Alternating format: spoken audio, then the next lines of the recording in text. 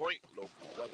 WQXL Columbia, W264DM. Grills, outdoor kitchens, and fireplaces. Spring Sizzle starts with Bart. This is 107 The Point. Don't you forget, pressing the button can also be enjoyable for you.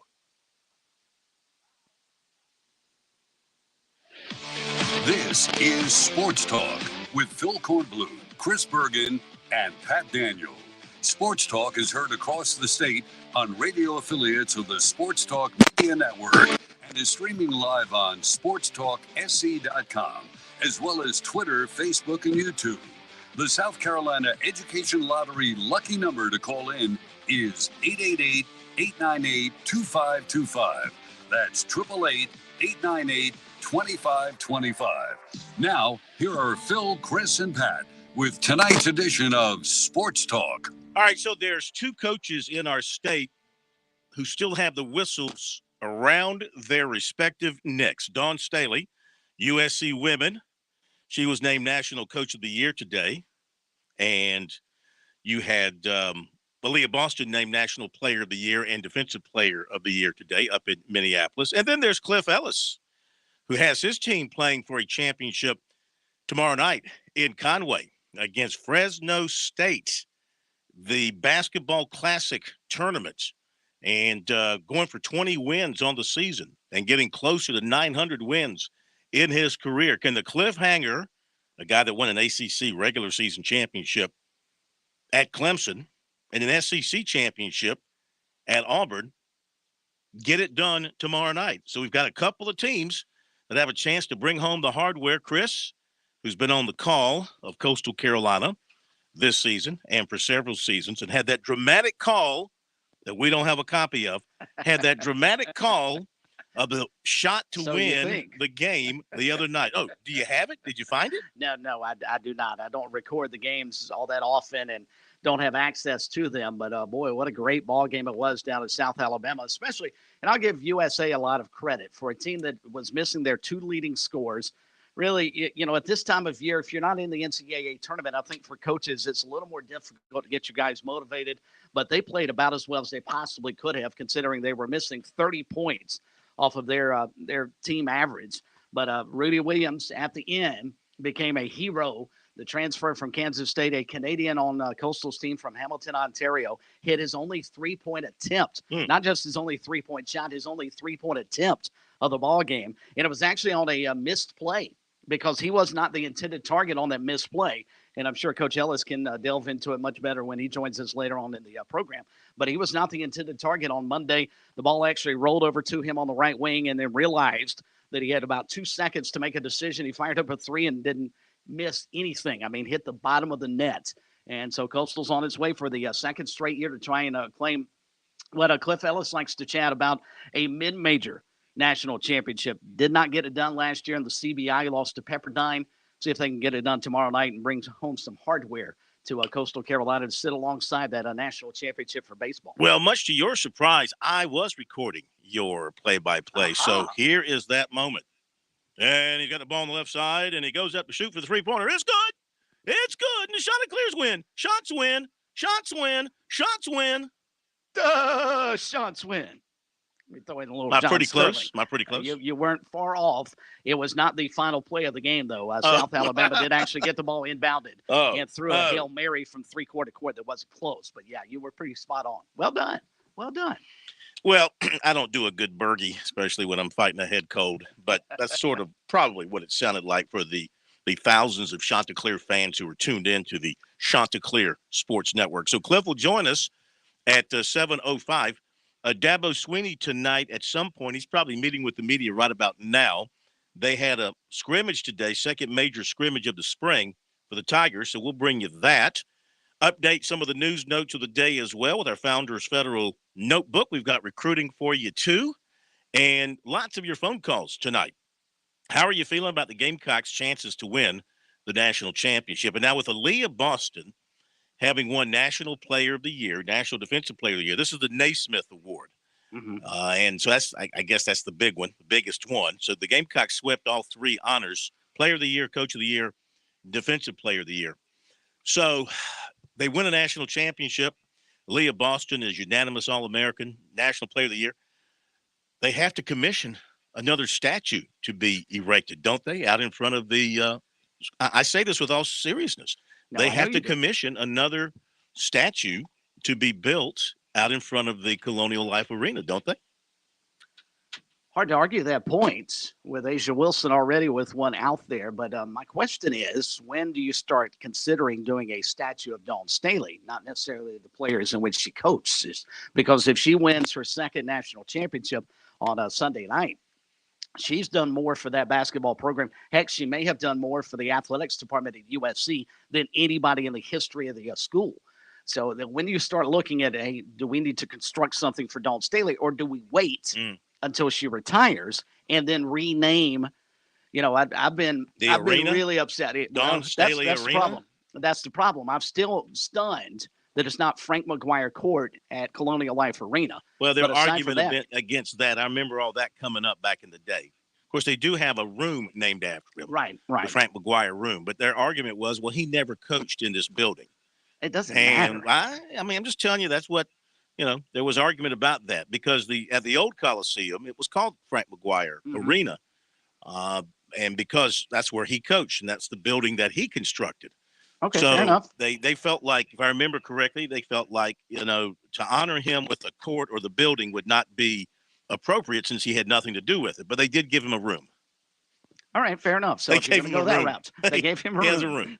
They gave him a room. Yeah. All right. So if when Dawn Staley retires, let's say with 2, 3, 4, she's going to win multiple national championships. It's a terrific field this year. And if she does not get it done, I don't necessarily think it's a disappointment because you've got 4 teams in that women's Final Four, much the way you do on the men's side, that could win. And I'm not sure anybody can say, well, they didn't belong. They should not have won. They weren't the best team in the country. I don't think you can make that argument. But she's going to win multiple national championships. So once she does retire, do you rename the floor after her? Yeah. I would agree. Yeah, absolutely. I mean, Tennessee's court is named for Pat Summitt. So, and they've had some, big time men coaches come through that arena too, going back, because that arena's, older. It's been around, I don't know how many years, but it's older. So they've had some big time coaches come through there. But yeah, Pat Summitt is her name is on that court, and Pat Summitt has a statue. If you've been to the campus there at Knoxville, she not only has a statue, but she has a little courtyard that you can walk through and sit in, and you can gaze at her tall statue. And that's on your way into, well, it's not far from the basketball arena. It's also kind of where there's a parking garage there, the media parks, and that's why I see it all the time when I go to games at Neyland Stadium. You walk by it going to the stadium. So, look, Tennessee did their, they paid homage in a proper way to their great coach. And I'm sure South Carolina will eventually do the same thing. Now, do you do it while she's still coaching, or do you wait until after it's done, a few years after she has retired or, moved on to something else? That's the question. There is precedence to go ahead and name it while you're playing. Dean Smith Center was constructed long before Dean Smith retired at UNC. Duke, the past several years, has played on Coach K court. So, I mean, there is precedence there. So I think, if she wins another national championship, I don't know what else she's got to do in terms of her Hall of Fame career to garner that kind of recognition at USC. And to piggyback on that precedent, just to add a little more, Chris, remember last year we actually already had a South Carolina representative from Charleston, Marvin Pendarvis, who recommended, he introduced a resolution, I believe it was in March or February of 2021, to rename the court after Coach Dawn Staley right now. And remember, they do currently have that 2-block stretch of road near the arena named in her honor. But just to show it has already been discussed within the courthouse at this point. Yeah.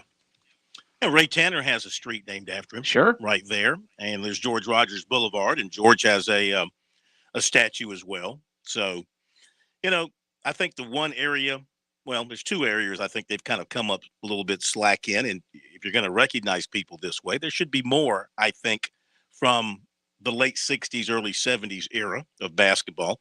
They didn't win a national championship, but they won an ACC regular season championship and an ACC tournament championship. And if I'm not mistaken, I think John Roach was a consensus All-American back in the day, cover of Sports Illustrated.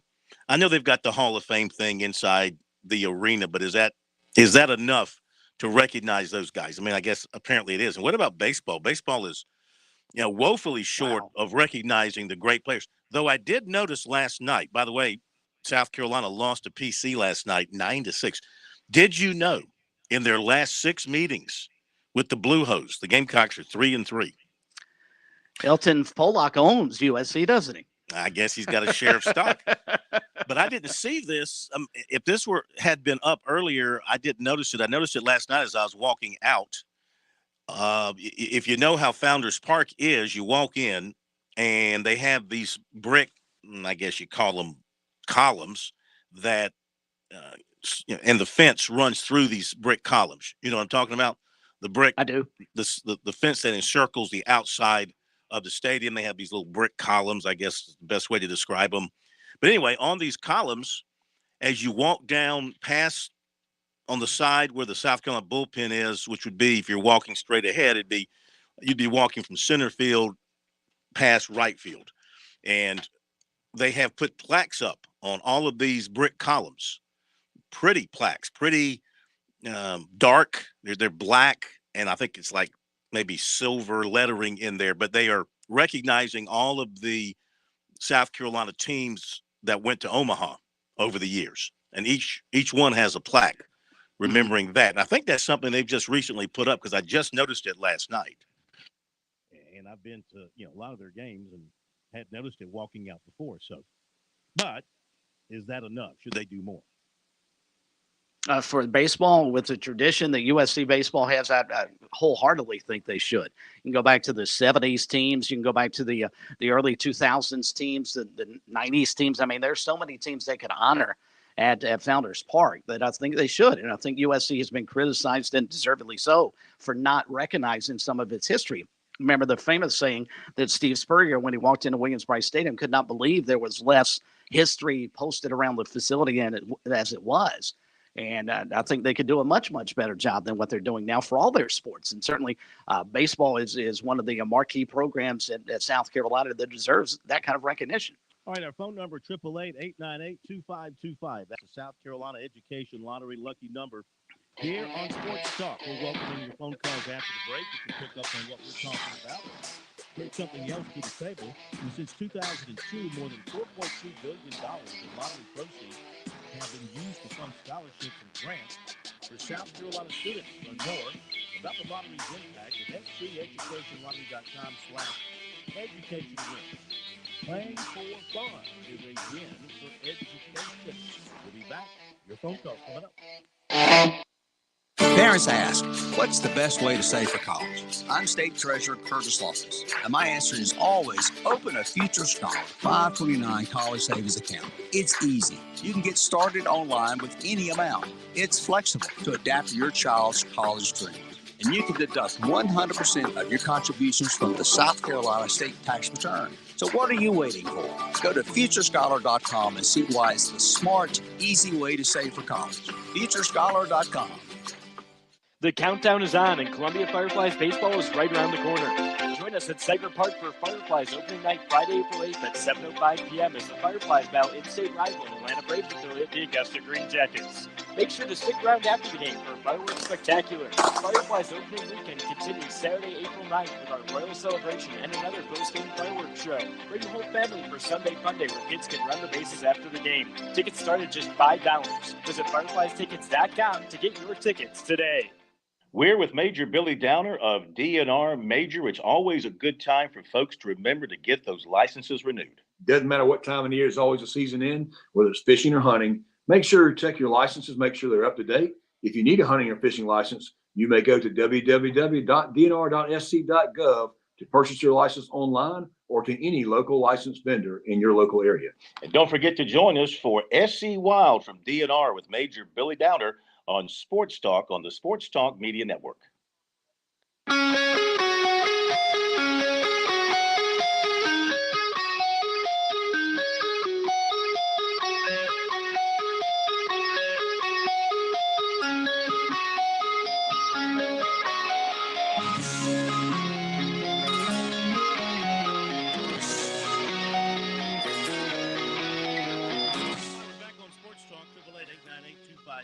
provide the number to your phone calls in just a second. Yeah, I was out at South Carolina PC last night. And, South Carolina, they just don't have second-level pitching. The guys that you would run out on a midweek game, they just don't have enough of them right now. And with Wesley Sweat now on the sideline, that's another lost arm. They started a guy yesterday that was coming off Tommy John surgery, was making his first appearance.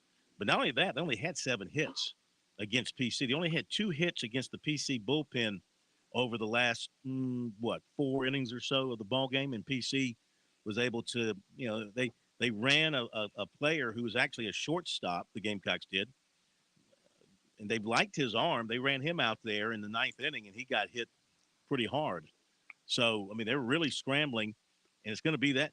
The weekends against these SEC teams, when they've got what a frontline pitching they do have available, for the most part, it's going to give them a chance. Maybe not against the elite, but they have beaten Texas 2 out of 3, and they have beaten Vanderbilt 2 out of 3. The only one that handled them was Tennessee, and Tennessee might just be the best team in the country. But it's going to be that kind of year, Chris. And these games that you lose, that's 3 midweek games that they've lost. Xavier, PC, and Citadel. And then the sweep to Clemson. That's 6 losses. Those kind of losses come back to really hurt you if you're a borderline team for the NCAA tournament, which is, right now that might be the best that they could be going into late May.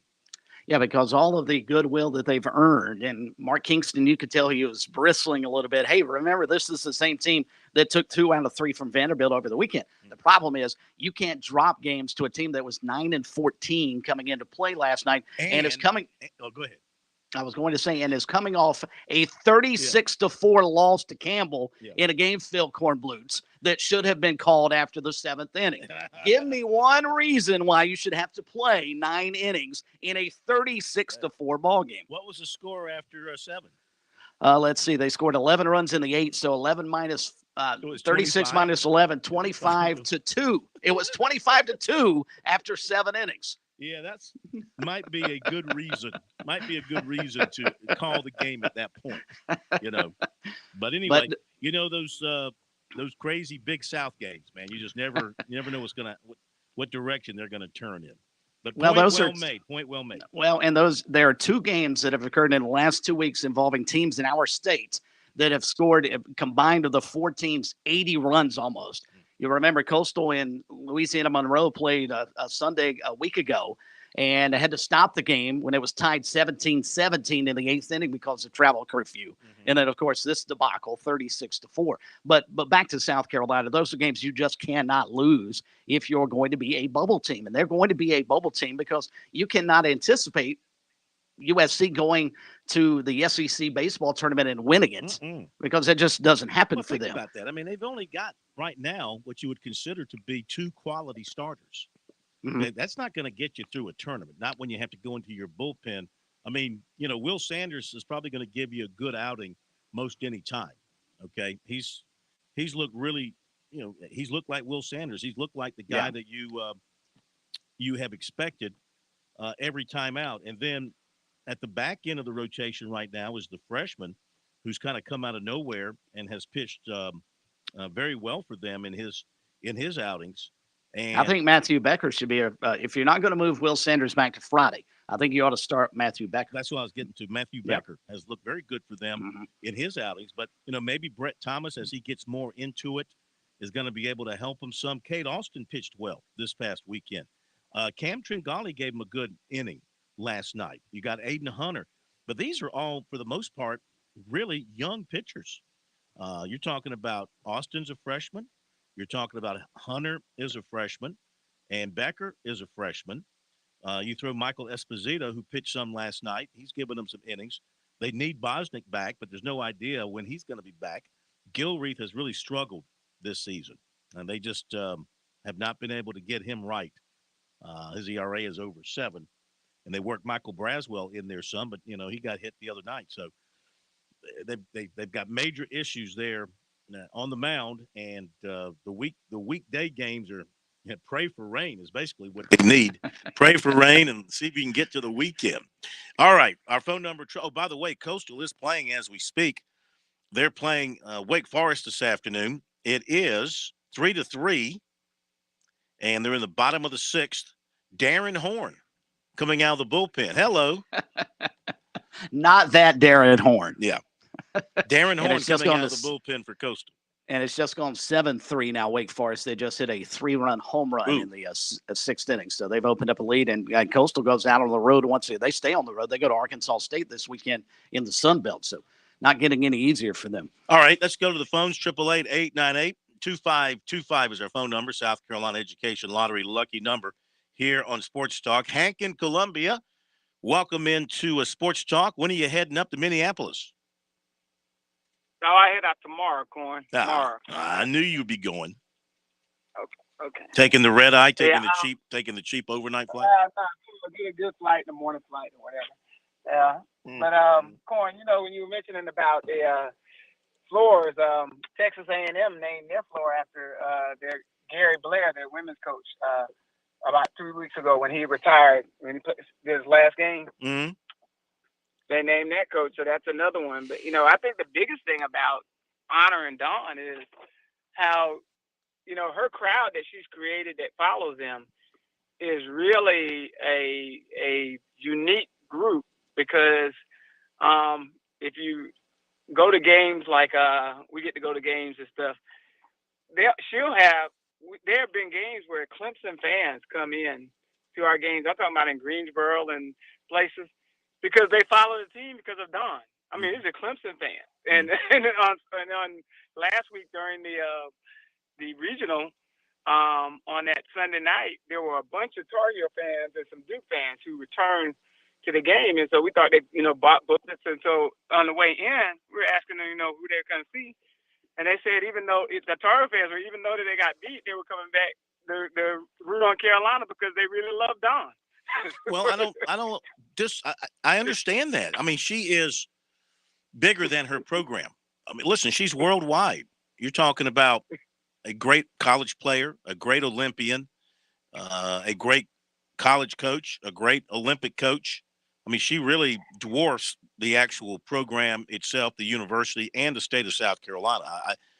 She is an international basketball figure. That's how I would describe her. An international basketball figure. So she brings a lot, and I don't, I know you probably didn't get to see it last night, but they had the McDonald's All-American game last night, and the two girls that South Carolina had in it basically showed out. The girl from East Clarendon actually was she was the second leading scorer on the winning team, and within the last maybe 10 minutes of the game, even though she didn't get as much time as the girl that won, they were touting her for a possible MVP candidate of the game. So she got them coming in. That's what I'm saying. There's not going to be any foreseeable drop off in this program, barring something like major mass injuries or something like that. The talent, there's very few schools in the country right now in women's college basketball where the elite players want to go.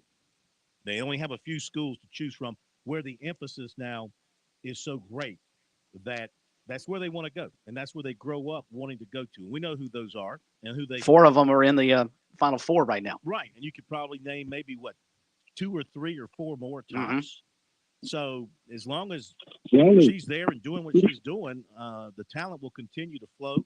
She owns the state of South Carolina, which has been producing some very fine talent over the years, and she's able to reach anywhere in the country and recruit against anybody in the country and win most of those battles. And not only that, she gets good transfers. She got the kid from Syracuse to transfer in, and she's gotten other good transfers. She'll get more. So there is, and again, it's until there's not a lot of real competition out there. That's why you credit her for going out and scheduling competition this year. She went out and put together the toughest schedule she possibly could, knowing that, week in, week out, game in, game out, she wasn't going to face all that much. But she went out and produced that. She put that kind of schedule together to get her team ready for this very weekend. So they should be ready. Yeah. So I just, it's just where she is and actually able to, if you look at the amount of transfers, even in the women's game where they got like 500 people in the portal, The way she's able to manage that talent and keep them all happy is just a credit. Well, you have a safe trip, and call us tomorrow night from Minneapolis and share the fervor with us. Got to get a break. Appreciate it, Hank. Back in a moment. On Point Weather is made possible by our friends at Palmetto Citizens Federal Credit Union on 107 The Point. And here's tonight's forecast. Mild this evening with cloudy skies and a low dipping to just 66. Tomorrow is nasty. Scattered storms on and off all day with heavy wind gusts and a lot of rain at times. The high temp is 74. At least it should temporarily help with pollen. Friday starts a beautiful stretch of sunshine into a gorgeous weekend with high temps in the low to mid-70s. Brian Leonard with your On Point local weather. You've waited to start the big project at your home. Wait no more. All Southern Construction is the local family-owned and operated group to make your dream a reality. We do home additions, sunrooms, decks, and porches. We can also do shingle or metal roofing, and our work is guaranteed. Whether it's a repair or a brand new addition, All Southern Construction will be with you from start to finish. Online, find us at allsouthernconstruction.com or give us a call at 206-4816. That's 206-4816. Balance of Nature's fruits and vegetables in a capsule, changing the world one life at a time. The thing about me taking it is I am super healthy to begin with. I don't have any medical problems whatsoever. But I can tell you what I did notice was my hair, my skin, and my nails. They're even better. That is definitely noticeable. But I think the main thing I could say for it, and the reason I keep taking it, is because it keeps me healthy. I mean, I'm sold on it and I'll always take it because it just keeps me in a healthy state. Get a wide variety of all your daily recommended servings of whole fruits and vegetables without having to leave your home. Right now, Balance of Nature is offering free shipping and 35% off on any new preferred order. Call 800-2468-751. That's 800-2468-751. Or by going to balanceofnature.com and make sure to receive this special radio offer by using discount code BALANCE. If you're an avid shooter or you're new to shooting, Shooter's Choice is your paradise. A firearms specialty store with all types of firearms, ammunition, accessories, AR platform rifles, shotguns, hunting rifles, and much more. Shooter's Choice has the largest and best selection of firearms in the area. Shooter's Choice is the oldest, the most professional firearms dealer in the Midlands. They've served us for more than 30 years. Family-owned, they've never let themselves lose that hometown feel. You go into Shooter's Choice, you'll get experts who hunt and shoot. It's not like some big box store. Their staff has decades of experience. You just won't get this anywhere else. From the classics to the newest cutting-edge products anywhere in the firearms world, they buy, sell, and trade firearms. They have an indoor firing range for handguns and hunting rifles. If you don't want to spend the gas money, hop on ShootersChoiceSC.com and shop online 24/7. Whatever you choose, Shooter's Choice will make it easy on you. In West Columbia at 944 Sunset Boulevard or online, ShootersChoiceSC.com. Make it your first choice, your best choice. Make it Shooter's Choice. Dave Ramsey here. Do you want your money to work for you rather than you working for your money? Go see my friends at Palmetto Citizens Federal Credit Union. They're not a mega bank and have been serving the Midlands since 1936, offering good old-fashioned customer service and free services. They'll look out for your financial well-being. With 14 locations, check them out today at palmettocitizens.org. Federally insured by the NCUA. When you're a military veteran with over 40,000 organizations trying to help you, it can be hard to find the right information. That's why AARP brings together valuable resources to help you navigate your options. AARP.org/veterans. With the free veteran employment and fraud prevention resources, caregiving tools, and access to discounts, AARP, on a mission to support veterans. Visit AARP.org/veterans today. You know what? I get asked every now and then, Kev, when you say my guy, do you really have a my guy at Palmetto Exterminators? Well, I really do. Ron Byers is my guy. Do you realize I've been a customer of Palmetto Exterminators for 20 years this summer? That's over the course of 3 homes, longer than my kids have been around. I'm loyal to Palmetto Exterminators for several reasons. First, they do a phenomenal job with pest control for a very fair price. It's just not a concern around my home. They take care of everything from regular visits to termite inspection, mosquito care. This is a company that's been around for more than 60 years serving the Midlands. When they come around, they're clean, they're courteous, and they're on time. Look, it's not just me. When it comes to things like those pesky mosquitoes, Palmetto Exterminators voted Best of Columbia in Columbia Metropolitan for their mosquito control. I could have told you that before anyone even voted. What else can you possibly need from your pest control company? If you're looking for someone to help you, look no further than my guy, Ron Byers, Palmetto Exterminators. Online, it's palmettoexterminators.net, or call them 254-5833, 254-5833.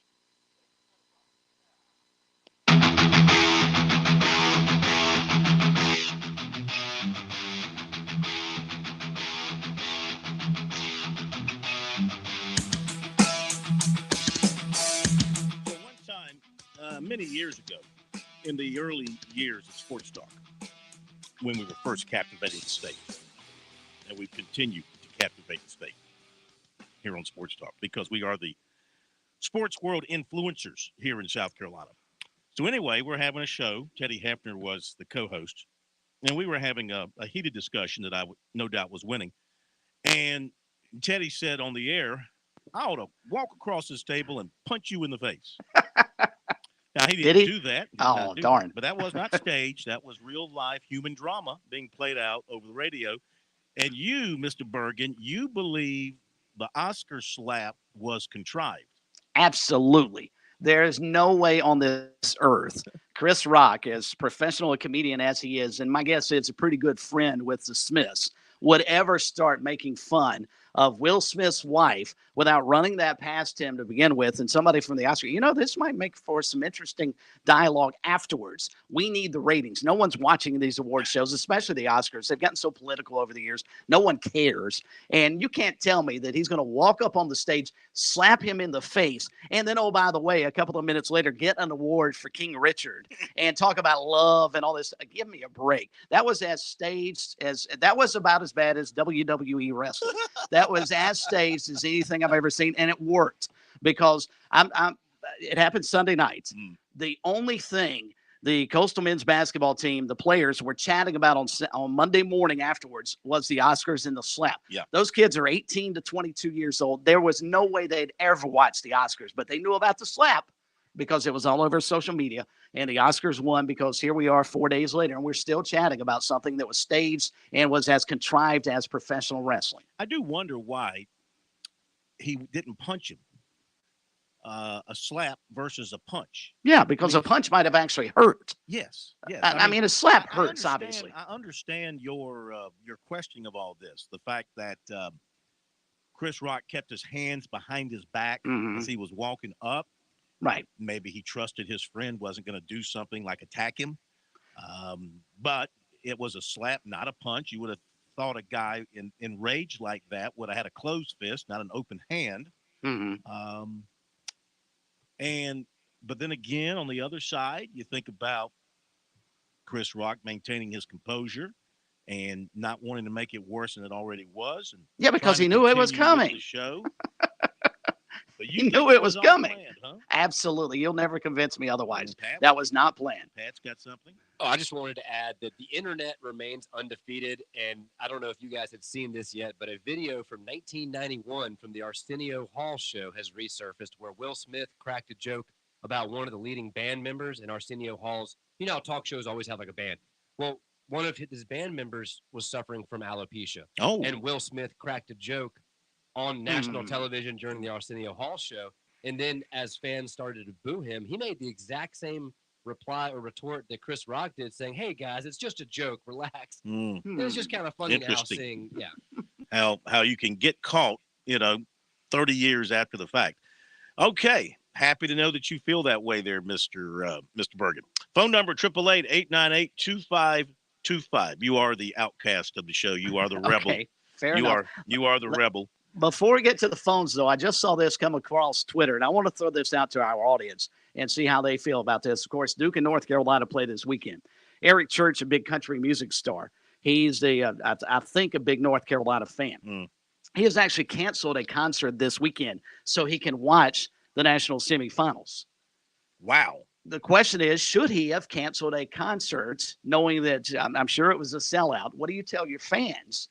Hey, I've got to sit at home and watch this on TV, that he can't, put up the TV in the backstage area and watch some of this. But yeah, he's evidently canceled his concert this weekend so he can watch the national semifinals and watch Only Duke and UNC. With money and power can pull that. I would agree with you.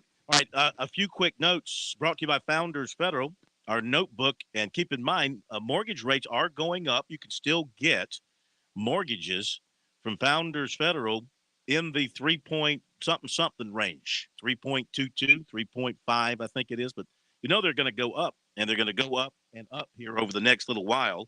So you might want to make that move as soon as possible and get in touch with the folks at Founders. Let them put you in a great mortgage, get you a great mortgage note as we look over a few of our notes in our notebook. Shaheen Holloway signing a 6-year deal at Seton Hall and going to be well paid for that.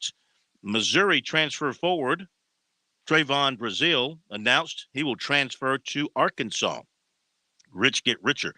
Max Fried will be the Braves opening day starter. Charlie Morton will go game 2. Ian Anderson will go game 3. Last night we were trying to get you a winner in the Hooties at the Bulls Bay Intercollegiate Golf Tournament. Ended up with a tie. USC and East Tennessee State had a playoff. They could not get a winner, so they end up each claiming a victory there. And let's see, Chattanooga is going to hire VMI's Dan Earl as the next head coach. So that means that Lamont Paris will be able to bring whoever he wants, probably from his staff at Chattanooga, to Columbia. Now, potential national championship matchups and their lines from Bet Online. So if it's Villanova, North Carolina, Villanova would be a 1.5 favorite. Villanova, Duke would be 3.5-point favorite. Kansas, North Carolina, Kansas would be a 5-point favorite. And Kansas, Duke, Kansas would be a 1-point favorite. Our poll question, we have 2 poll questions. Put out an immediate reaction poll last night about Tiger Woods playing at Augusta on Tuesday. And do you think he's going to play in the Masters? 66% of 156 votes say he will play. 34% say he's not playing. He has until Friday to announce what he's going to do. And the Gamecocks in the women's Final Four, that's our other poll question of the week. And we've had 196 votes here, 47.4%, 100% that the women are going to win, USC women. 30.6%, 75% confidence level that USC is going to win because UConn's playing so well. 21.9%, they have a 50%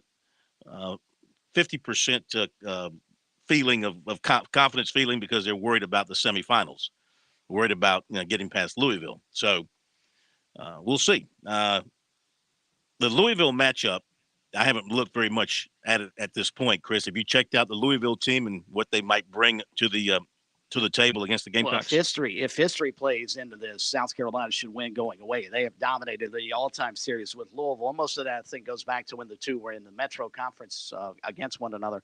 If you can figure out a way to keep Haley Von Lith in check, I just don't see Louisville having enough, especially on the inside, to deal with South Carolina's front line. My greater concern, you put UConn playing well, and they certainly are with the return of Paige Beckers.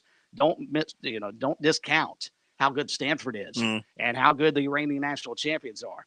And if South Carolina gets a shot again at Stanford, I know they won the regular season meeting, but boy, you remember they were down 14 in that game. Yeah, they were down, and it wasn't going well. But to their credit, they turned it around. I think they get past Louisville. I think it'll be tight. But the one thing South Carolina has done throughout the tournament, if Louisville does not handle the second quarter, game over. USC has dominated the second quarter in the NCAA tournament. It's been close in all their games in the first, with the exception of the opener. And then in the second quarter, South Carolina has just gone on a tremendous run and locked down the defense. Once Dawn Staley gets an idea, as to what you're trying to do, and it'll take a feeling out process because they haven't seen Louisville this year.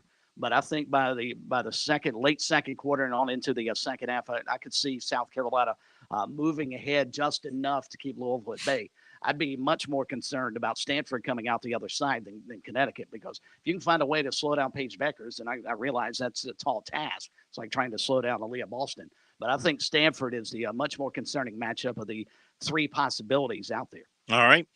Big move in high school basketball coaching in the Midlands, as AC Flora announced that their coach, Joshua Staley, is not returning to that school.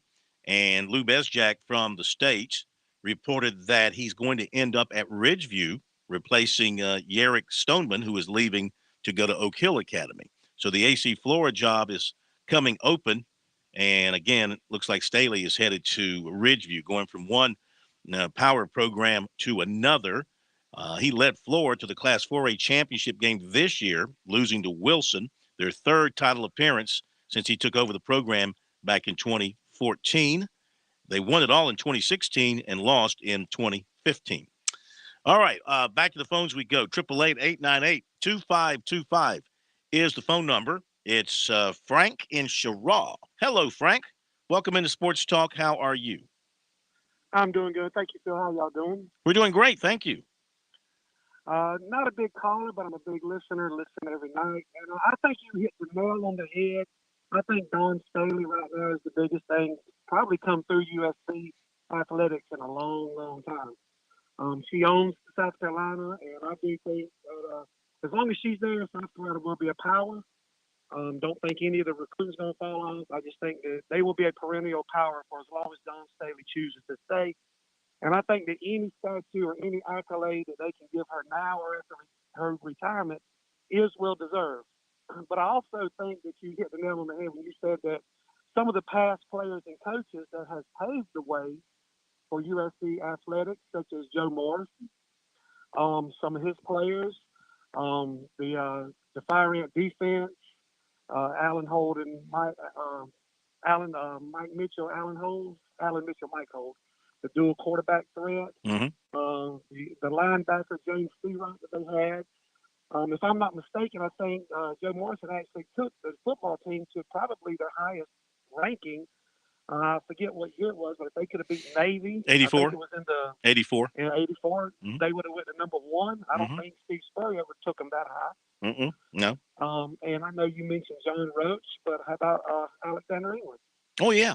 That whole era. Mookie, I'm talking about from 68, right, about 68 to 75. That would encompass Mike Dunleavy, Alex English, Brian Winters, Tom Owens, John Roach, Bobby Crimmins, the whole gang there. Oh, yeah, you go back to baseball, right. Where is there anything representing Mookie Wilson out there around the baseball stadium? That's a good question. None that I know. Yeah, it's a good question. Right. Yeah. You know, a lot of these paved the way for Ray Tanner, and what he accomplished, Well, I just think that I'm going to say this. I mean, and you're a Gamecock fan, you can agree or disagree. I've never sensed that the University of South Carolina, from an athletic standpoint, is an organization where everybody pulled in the same direction. Am I right or wrong, in your opinion? You're exactly right. Yeah, I think that's a big problem. I mean, there's just a lot of factions in every aspect of that organization, whether it's what colors to wear, what fight song to play, things like we're talking about, who to honor, who not to honor, who to name. There just seems to, and I've never really understood why, because it's an old school, it's one of the first universities in the country. It's been playing sports for well over 100 years, got a head start on a lot of people. People like to just say the fact that it's located 100 yards from the State House is a big reason why. And you got politics and politicians looking out their windows, right into the backyard of the athletic department and wanting to get their hands involved. But a lot of schools have that issue. But, I mean, you can go back to the days of the Saul Blotts, go back to the days of the Michael Mungos and the individuals outside the athletic department that wielded a lot of power and directed a lot of things in that athletic department. I just always felt that, it takes the right person and it takes the right leadership from top to bottom. You've got to be coordinated and connected from board to president and athletics director and right on down. And maybe, in some ways they're starting to get there. I think Shane Beamer deserves a lot of credit by his constant promotion of everything in South Carolina sports. He's really the guy that's carrying the flag out there for everybody. Football, he's cheering on the basketball teams. He goes to the softball games, the tennis matches, and he's, putting that out there on his Twitter and highlighting it and celebrating them. And I mean, He gets it. But I think there's, and I know this week in particular, there's been a lot of talking about the Board of Trustees. We're going to let you go, Frank. We got to go to a break. Chris, there's been a lot of stuff because the state, this committee in the State House was having its hearings this week about, in the case of South Carolina, their Board of Trustee members. I guess they have to be vetted and go through this process. And apparently, well, we read some of this on the show the other night, but they, my mic go out on me again. They hang on a second. I can still hear you, Phil. But while you guys try and correct that, yeah, got that as well. But I did want to comment on our previous caller and the point he brought up about Joe Morrison. Frank mentioning should they honor Joe Morrison. That's never going to happen because he was also in charge of the biggest steroid scandal perhaps in all of college athletics. Whether or not he knew everything or not, there's no way the university is going to honor Joe Morrison and a lot of the players that went through that mid-'80s program just because of that. Fairly or unfairly, and I hate to speak ill of the dead, but because Joe Morrison was in charge when that Sports Illustrated article broke, there's no way the university, and I'm not sure they should, but there's definitely no way they're going to ever honor Joe Morrison. I'm surprised they allow that script Carolina that he wore to be a part of the rotation in terms of sportswear and the like right now, because I would think that USC would want to distance itself as far away from that as possible. And you have to be a fairly long-time Gamecock fan to remember that, but I mean, there's just no way USC is ever going to honor Joe Morrison. Yeah, and you just hit on something that's part of my argument about unification throughout the athletic department at South Carolina, and that is the fact that they've got a number of different identifying marks, which I guess maybe in the marketing world, some people say that's a good idea. I don't think it's a good idea.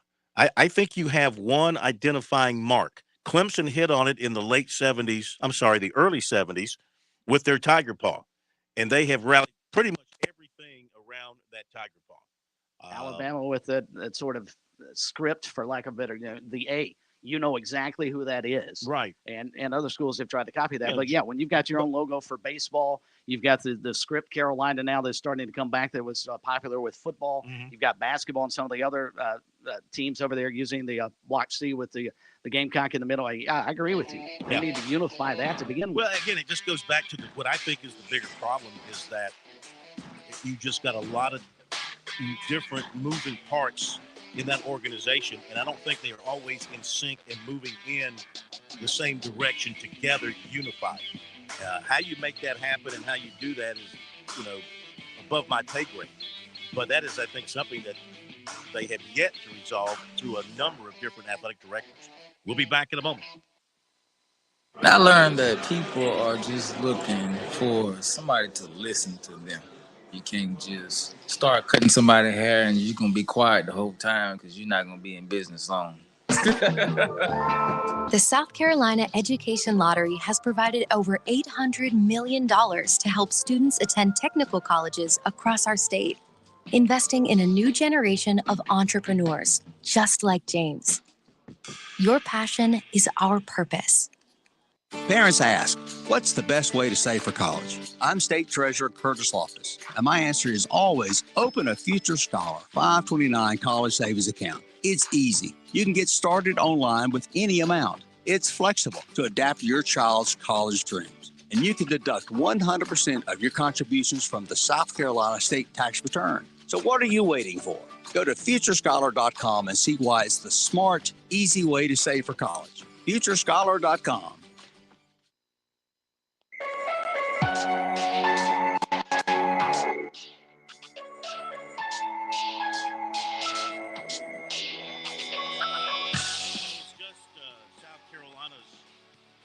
Misfortune, good fortune, misfortune. They go through this committee, and one of the guys that's grilling the board members is Dick Carpootlian, a state senator, of course, big Clemson man. And, I mean, he ripped right through him in the testimony and his questioning, and others did as well. And, Alex English on the Board of Trustees, he's the one I think that they waved on through the process to this point. I think the others are all being kind of held up at this point in time.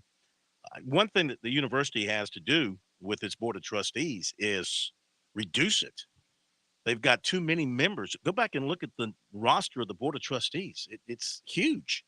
And from what I understand, when it was set up way back when, I guess the school constitution and all that, the Board of Trustees was based on judicial circuits. And I guess when it started out, you didn't have that many judicial circuits. If you notice, each one represents a judicial circuit. And some are very large and some are small. But there's a lot of them, which leads to a large board. When you have a large board, you've got a lot of mouths and you've got a lot of opinions. And it's hard, I guess, at times. I mean, this is a board that when they voted on a president last time, it was like a 10-8, 11-7. It was so split. And yet he took the job. I couldn't believe he took the job. You can't take a job when a board like that is split. You're just doomed for failure. And so what I've heard that they would like to do eventually is maybe go not by judicial districts, but by congressional districts, which are fewer, and have somebody representing each of the congressional districts and reduce the board. In Clemson's case, part of their deal with their board is, and I don't know how this ended up this way. I mean, they are a state-supported school, but I guess they weren't founded by the legislature. I guess USC was founded by the legislature. Clemson was founded by Thomas Grant. What was his name? Help me, Pat. Thomas Grant. Or Thomas Green. Thomas Green Clemson. My bad. I knew this. Thomas Green Clemson. And in his will or whatever, when he set it up, he said, I think there are 7 lifetime members to the Clemson board. I think that's how it's set up. Of course, they after a certain age, I guess they come lifetime in air quotes, they come off. But their board number is much smaller than South Carolina's. And what USC has about 20? At least. And I'll tell you something else about the Clemson board. You can't crack them. They have a very tight philosophy that only comments from the board will come from the board chairman. Like if there's something controversial going on at Clemson in the sports world in particular, I don't know about the academic side and the money side and all that, but if there's something going on from the athletic side. Now, this is this era of Clemson. Maybe years ago, you had some talkers on the board, but not now. They run everything through whoever the chairman happens to be, and they run a tight ship as far as I can tell. You don't see their board running to their favorite scribe or their favorite talk show host or whatever and putting out inside information about an AD or about a coach or something like that. They hold it pretty close to the vest. South Carolina does not have that luxury because their reputation of their board is that they love to get out and get the news out there. Well, find me any governmental entity. They're all over bloated. There's no question they're way bloated. Find me any of them that operate with any sense of normalcy. The best thing you can do for any of them is streamline them. South Carolina dropped its board size, and if I'm not mistaken, it's somewhere close to 20, if not more. Dropped it down to 10 and be anywhere close to what Clemson has. I think you'd see a lot of these problems go away. Yeah. So anyway, that's what's been going on with South Carolina this week. I mean, that's been played out in public view with the state legislature, and it brings back the memory of last year when Caslin sat in front of that committee over at the State House and just got fried by Darrell Jackson and others in that committee and looked like a deer in headlights trying to answer their questions. So something that South Carolina has got to resolve. And I also think, I mean, they've got to somehow get on a complete same page and pulling all in the same direction. And there's that phrase, Pat, all in. Yeah, off air, I mentioned it to the guys here, and I know listeners may chuckle at me saying this, and that's fine. Believe it or don't believe it, but there is some truth to Clemson. The fan base really started to come together when the old all-in mantra was introduced. And ever since then, Dabo says wear all orange, people wear all orange. They say you're going to wear purple for this military appreciation game each year. Everybody wears purple. There seems to be kind of a collective thought process amongst many Clemson fans, and I would trace its origins back to when the all-in mantra was first introduced. It may seem cheesy, but it has worked. Of course, let me just say this. Winning cures a lot of problems. And when you're winning, you know, everybody seems like they're coming together and everybody seems like they're pulling in the same direction. That's what winning does. Losing gives you the other perspective. So, you know, what comes first? Getting the winning going, and then everybody jumps behind you, or you get everybody pulling in the same direction, and that leads. I think for long-term success, getting everybody in the same direction leads to those wins. By the way, before we do what's supposed to happen here, thank you for pushing the button. I thank you. Programming thanks you. America thanks you. WQXL Columbia, W264DF. Grill, outdoor kitchens and fireplaces. Spring sizzle starts with Bart. This is 107 The Point. News this hour from townhall.com. I'm Keith Peters reporting. The National Weather Service is urging people in the Deep South to be on the lookout for severe weather tonight and into tomorrow.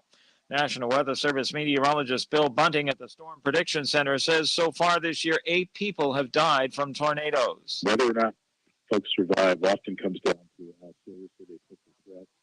And so we really encourage people to plan ahead, receive the warning through multiple methods, and then take action. The storm is expected to move through Alabama, the Florida Panhandle, into Georgia, parts of Tennessee, Kentucky, and into parts of Virginia and Pennsylvania.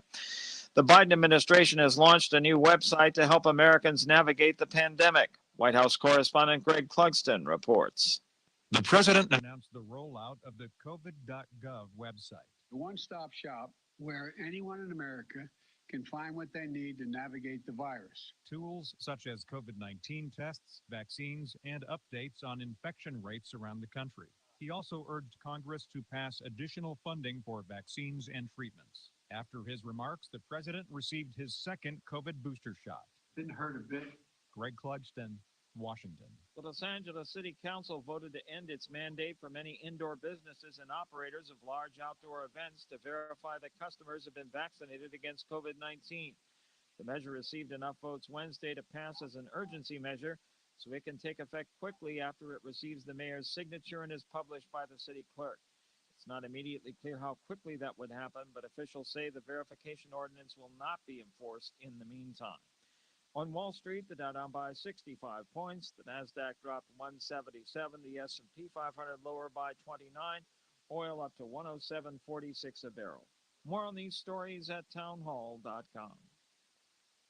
Tell me why Relief Factor is so successful in lowering or eliminating pain. I'm often asked that question. Pete and Seth Talbot, the father and son founders of Relief Factor, tell me they believe our bodies were designed to heal. The doctors who formulated Relief Factor selected the 4 best ingredients, 100% drug-free ingredients that each help your body deal with inflammation. Order the 3-week quick start now. Discounted to only $19.95 to see if it will work for you too. Call 800-500-8384. ReliefFactor.com.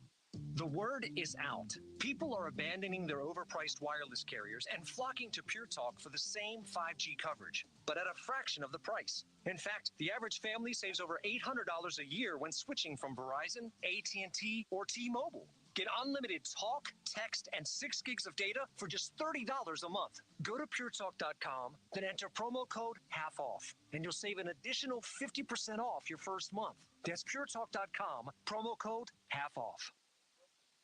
Lawmakers have paid tribute to the late Congressman Don Young of Alaska, the longest-serving House Republican in history, as he became one of only a handful of members of Congress to receive the honor of lying in state in the Capitol. Details from correspondent Bernie Bennett. After serving in the House from 1973 until his death at the age of 88 earlier this month, Young made one final visit to Statuary Hall so that his colleagues could bid farewell. As Alaska's sole House member, Young built a reputation over his 49 years in Congress for delivering for his state by securing funding for projects back home and chairing the House Transportation and Natural Resources Committees. Alaska's 2 GOP senators and congressional leadership from both parties recall Young as a fierce champion of his state with a gruff yet hard-working demeanor. Bernie Bennett in Washington. Bruce Willis is stepping away from acting after a diagnosis of aphasia, a condition that causes loss of the ability to understand or express speech. News and analysis at townhall.com. I'm Keith Peters.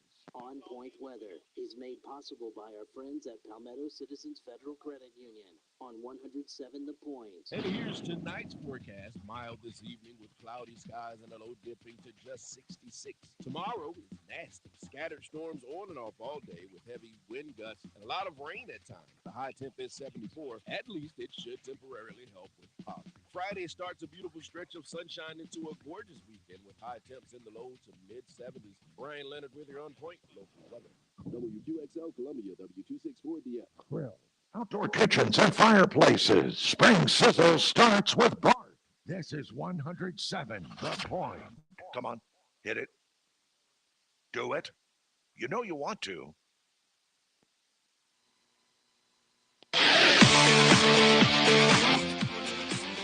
Welcome back to Sports Talk on the Sports Talk Media Network.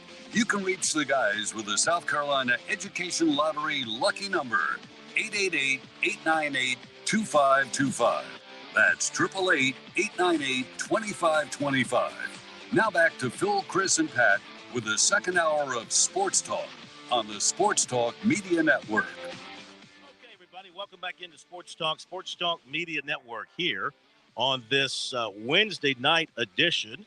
Going to catch you up on Clemson football here in just a little bit. Dabo Sweeney is talking with the media right now, and I think I saw a tweet, something about mono. Got to go back and find that. Oh, goodness. Yeah, see if you can find that, Pat. I saw somebody tweeting. I think I saw the word mono in there, which is never good. So we'll bring you that, and we'll try to bring you some of his comments here in just a little bit. In the meantime, we mentioned at the outset, there's only 2 basketball coaches in our state that are still working with the whistles around their necks and the sneakers on their feet. Don Staley, of course, up in Minneapolis, getting ready for the Final Four. And Coastal Carolina coach Cliff Ellis getting ready to host a game for the Basketball Classic Championship tomorrow night in Conway. We have Coach Ellis with us now here on Sports Talk. Good afternoon, good evening, sir. How are you?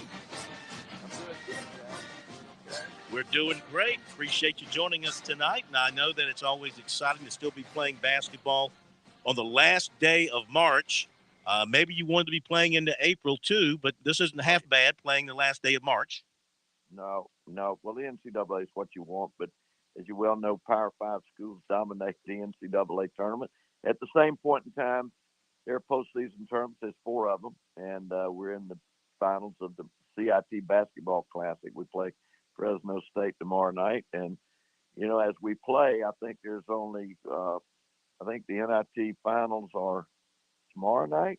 Is that right? Correct. NIT. And so there's 4 teams.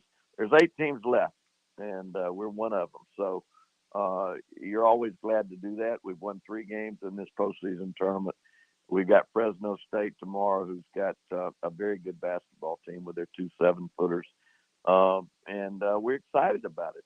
Coastal's never won a postseason tournament, but not a lot of people have. So anyway, it's an opportunity to get that. We have been in the final. We lost to Wyoming one year in the finals of a tournament. We lost to Pepperdine last year, and as a matter of fact, I just saw on Ken Pomeroy, somebody just pointed this out, that Coastal Carolina's had more postseason wins since 2015.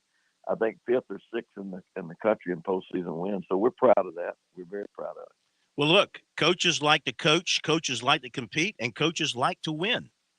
Yep, no doubt. That's what you like to do. March Madness. It's crazy. It's a wonderful time of year, and I'm happy for Coach K. I know he's been a friend for a long time, and what a game that's going to be Saturday. Happy for Hubert too, but what a run that he's had, and happy for Dawn and what she's done at South Carolina. Just good to see people that that are doing well. Your team, you lost a tremendous player, and this has got to be frustrating. You lost a tremendous player from last year who transferred to Michigan. Yet you were able to put together a very competitive team again this year and make some noise in the Sun Belt too. And what has pleased you the most about this team? Just, beyond the fact that you're playing for a title and a trophy tomorrow night, what have you liked most about this team? Well, Phil, the game's changed. The transfer portal has absolutely changed the game. I wasn't for what's going on. I think that it just makes it too easy for people to take the shoes off and say, I'm out of here. In DJ's case, we didn't lose him till June, which was tough. I mean, how do you replace a player of that caliber in June? It's just a difficult thing to do, but at the same point in time, he had graduated from here. He put his name in the draft. And while he was going through that draft process, trying out the trainers and all that kind of stuff, all kind of eyes got on him. He went from being a 3-star prospect to a 4-star and ended up in Michigan. And that's the day and time that we live in. It was not good timing for us. I think that, well, we've won 19 games. I think with him, there's no telling. I think the sky's the limit. But I think that those are things that the day and time we're in, you just got to live with it. And you determine that, okay, this is the way it is. You got to deal with it and be the best you can be. So what I would say to our team is the fact that they hung in there without what would have been their best player. They stayed the course. They won some great games, some fantastic games through the course of the year. Went through a lot. I had COVID for 10 days and I was out. The COVID year, we've gotten through that, but just a resilient team, a team that never let up, that stayed the course. And of course, we picked up transfers ourselves. Mm-hmm. Kid from Charleston, South Carolina, the area, Vince Cole, who was at St. John's, kid from New Mexico State, Will Lakai, and guy that hit the 3-point shot at the buzzer to win the game the other night, Rudy Williams from Kansas State. So we were able to utilize the transfer portal to our favor, but we sure would have liked to have been able to keep DJ. And if we'd have lost him in April or something like that, it may have been a different deal. But, you have to move on. Very happy for DJ. Michigan had a good year. He had a great year. I think he's turning pro one way or the other. I don't know what level, but, those things are tough. The transfer portal still has just changed the game. It just has changed the game. We're now like an NBA franchise. What's on the board, what's off the board. Kids are going into the portal, but to me, it just allows people to just take off and leave. And I don't like the discipline aspect of it, but it is what it is. So you move on and deal with it. Absolutely. Talking with Cliff Ellis, coach at Coastal Carolina, going for a championship tomorrow night. And of course, you've taken teams to about every type of tournament there is out there. So there's nothing like tournament play and nothing like winning a championship. And you're closing in on 900 career wins. You are at 895, so you could finish the year at 896, 4 away. Is that an important number for you personally to get to 900? I don't think about it. People bring it up. I don't think about it. What I know when I think about things like that, I think about, okay, it's 365 days in a year, and that's without a day off, right? Yeah. And so that's 3 years right there. Now, you take the losses to go with it. I mean, you'd lived your life, just that's what you did without a break. So I look at it, and I think of the players. It takes me all the way back to South Alabama, Clemson, Auburn, all the places I've been, because it's been a heck of a journey. I mean, I knew you when you just first started. See, I know you better than anybody out there listening knows. I remember when you did. See, I go back far enough to know when you first came on the scene, buddy. Mm-hmm. You've had a heck of a career, and I'm very proud of you. You built this thing up where people like to listen to you, and what a job you've done with that and watching that happen. That's been the joy of my coaching, is just meet people and see people do well and do things that just are exciting. Because I remember when you just had a little old microphone and a little old cycle to go with. Listen, you moved Al Muskowitz to tears at the end of your time at Clemson. All right, so there you go. You have that impact on people. All right, you touch their hearts. That's great. I appreciate you saying that. That's great. We do go back a long way, because your early days at Clemson kind of corresponded with mine in what we were doing on Sports Talk, and you always have been great to talk to in the media, and you've never shied away from taking on whether it's the NCAA or the ACC or your bosses or who else. You never really backed away from anybody. Well, aren't you supposed to? I mean, you stand up for your players. It's the bottom line to stand up for what's right. I mean, I still am frustrated with a lot of things that are going on in our country. I mean, but I want to make the world a better place. I mean, what are we? In the end, it's not going to be how many basketball games I won or lost, but did I make a difference? And did you make a difference, or anybody else make a difference in people's lives? I mean, that's all you can do. And I do. I coach the game to try to help young people to get where they need to get, and to make the game better. And if I see something's wrong, I don't mind tackling it. I don't mind saying that the transfer portal is not good. The NCAA can get mad if they want. They've been mad at me before, so let them come. Get mad.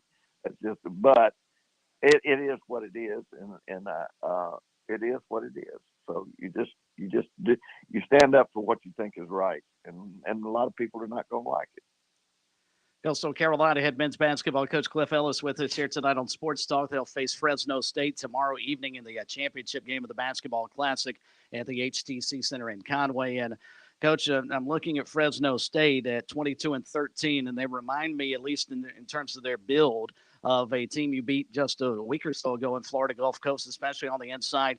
Anyone who follows your basketball team knows how much you like to push it on the interior and play through your post guys. But what kind of challenge is their 7-footer Orlando Robinson going to present for your guys up front? Well, he's got a tremendous challenge. He's a pro. He's a pro. Not only that, they've got 2 7-footers, and they've got 2 7-footers, and that reminds me, Phil, when I get to answering his, I got to give you a Frank Howard story here in a second. Okay. So anyway, but they've got 2 7-footers. A kid by the name of Mia who's really coming on strong. So they're going to bring the Air Force One mentality in. They're going to throw a lot of size at us. We handled the kid from Florida Gulf Coast very well. I was very pleased. Outside the South Carolina game, I thought the Florida Gulf Coast game, because they're good too. I thought that's the best we played. The best 2 games we played was South Carolina and Florida Gulf Coast. That's the 2 best games that we played.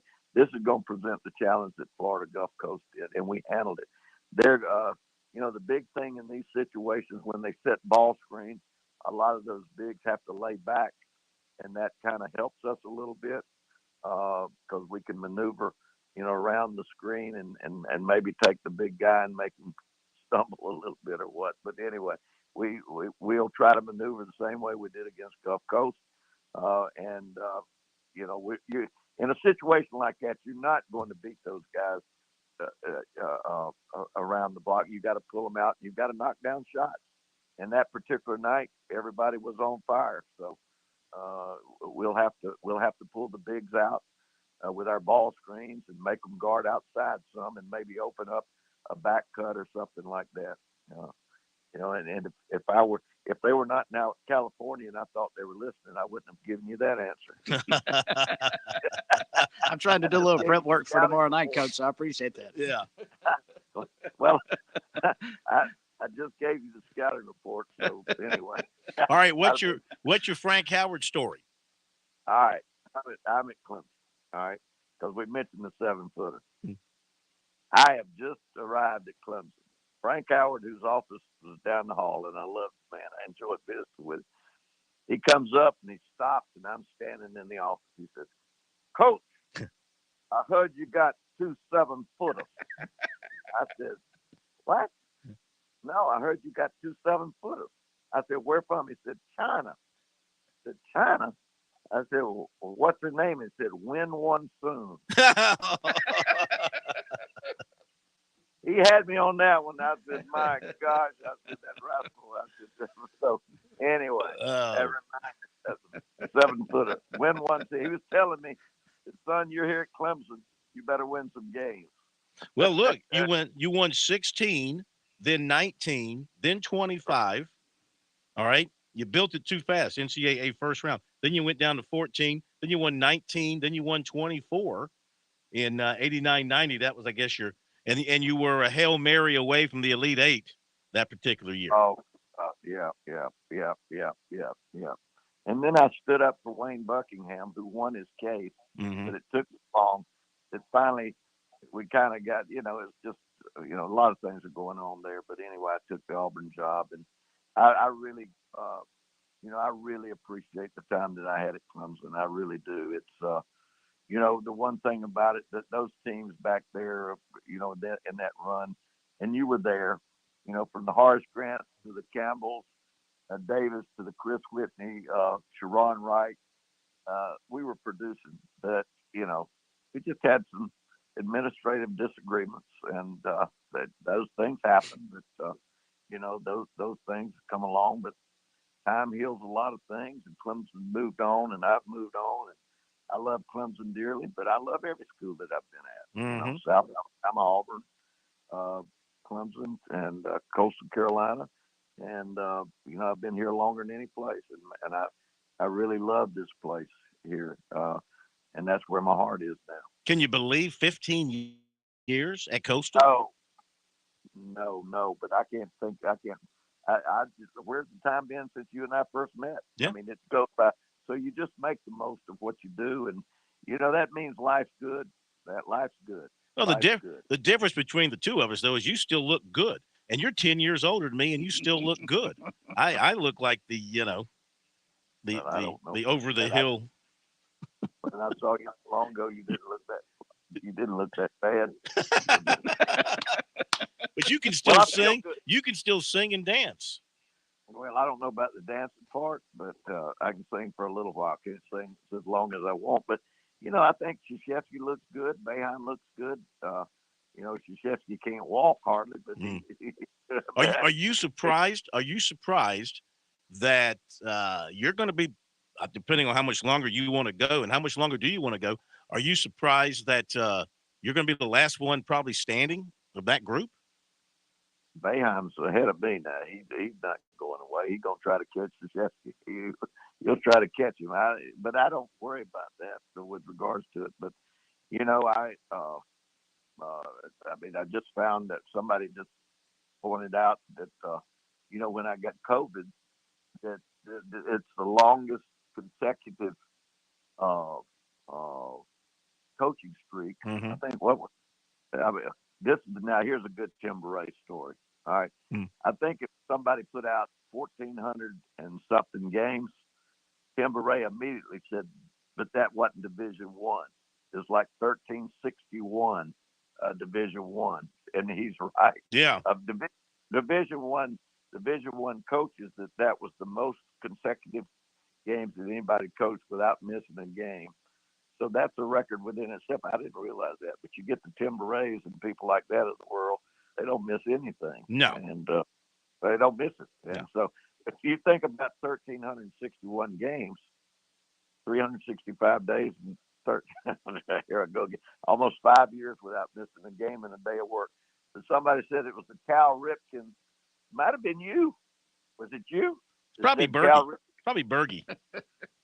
I don't know. The Cal Ripken of college basketball. I think it was you. Yeah. I don't know. Well, look, you're fourth. You're the fourth winningest active coach going. Now, Krzyzewski will retire after either 2 more wins or 1 more win and 1 more loss. So the most he's going to finish with, he could cap out at 1205. That's what he can. That's what he will top off at. So and then Boeheim, I'm looking here, it shows him at 999. And then Bob Huggins, and then you. So, and you're only 20. You're 20 behind Bob Huggins. Well, I know that, but let me tell you what. I want to put Krzyzewski and Boeheim, and then have them follow the same journey I did with regard to it, and let them coach at South Alabama. Let them coach at Clemson. Let them coach at Auburn, and let them coach at Coastal Carolina, and let me see what their record is. And I look, those are close friends, but I'm just saying, I know. I'm proud of the wins that I got at the schools that I got, because I'll tell you, it's but I give them credit for what they've been able to do. You know, you get Duke, you got all those schools.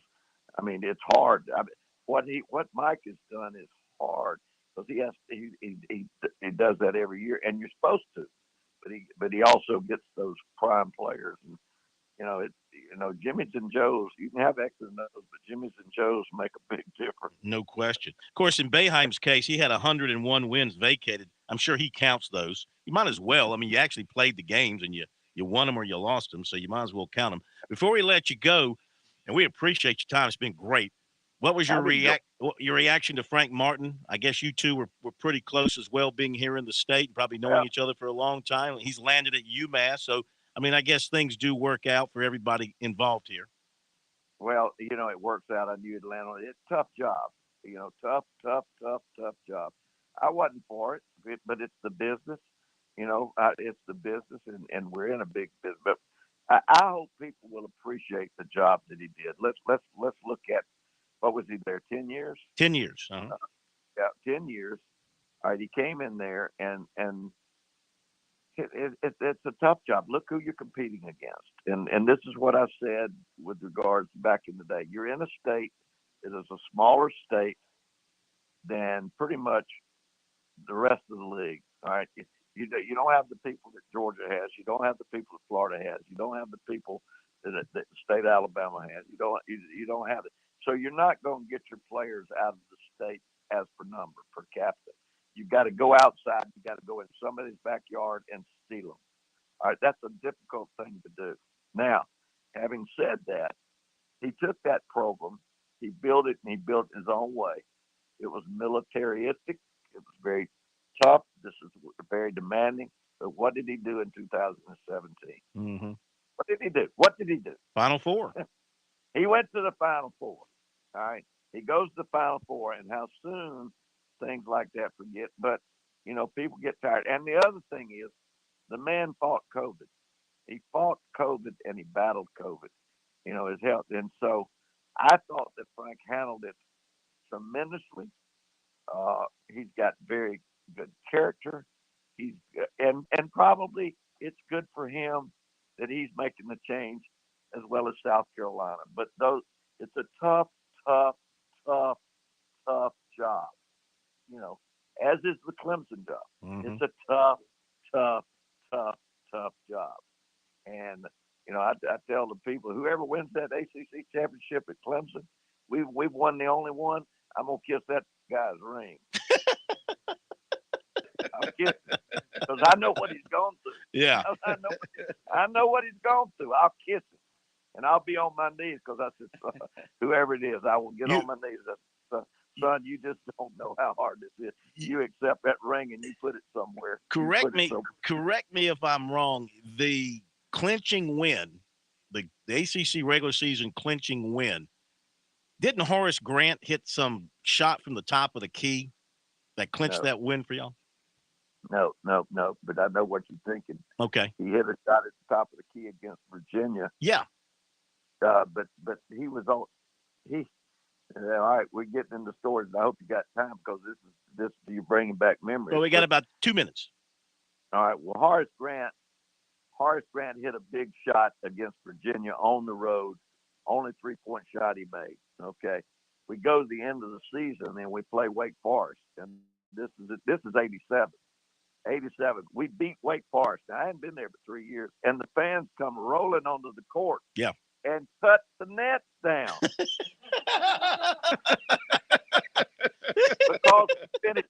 because we finished second. We finished second in the league. And I said, what's going on here? Coach, we've never finished second. We're cutting these nets down. It's unreal. 1990 is when we cut the nets down. Horace team. Okay. Horace team was runner up. Gotcha. Eldon Campbell and we beat Duke. Yeah. We beat Duke for the regular season championship. It was nationally televised. Had great, it was an amazing audience. Stormed the floor, and we beat them, but it wasn't a buzzer beater. Right. We beat Duke for the regular season championship. Right. And that was the year we lost to UConn in they threw the length of the four Yeah. passes. The Hail Mary up at the Meadowlands. Toughest loss I've ever had to endure. Ever. Well, good luck tomorrow night. We can't tell you how much we appreciate your time. It's always great talking to you. And I'm going down to cut the grass this weekend, so maybe I'll come by and say hi. All right, buddy. Take care. Appreciate you. Thanks, Coach. Thank you very much. Cliff Ellis, my neighbor down at the beach. I don't live in his neighborhood, but I live on the same street, if you catch my drift. Same zip code. Same zip code, not the same neighborhood.